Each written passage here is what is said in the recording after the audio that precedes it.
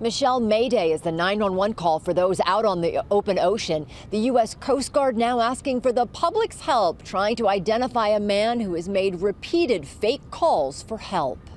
Mayday, mayday, mayday, mayday, mayday, mayday. A frantic call for help out on the open ocean that the L.A. Coast Guard says is a hoax. Mayday, mayday, mayday, mayday. Swatting on the high seas, the mystery male caller accused of making at least 8 suspected false distress calls in the past month. Anytime we get a distress call over a marine radio, it's a concern for us. We take those calls very seriously. Long Beach Fire's Marine Safety Division, one of the only local departments in the area with rescue boats at the ready around the clock, often joining the Coast Guard when they're called out.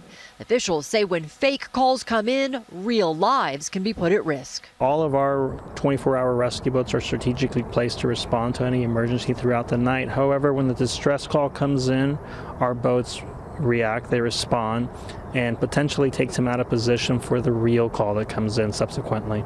Mayday, mayday, mayday, mayday, mayday, mayday.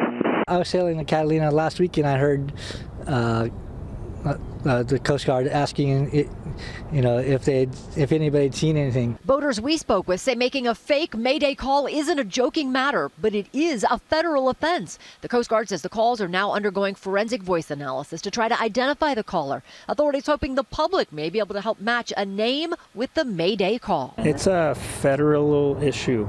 It's a big deal, yeah. So I encourage everyone to think twice and be mindful of what you're doing.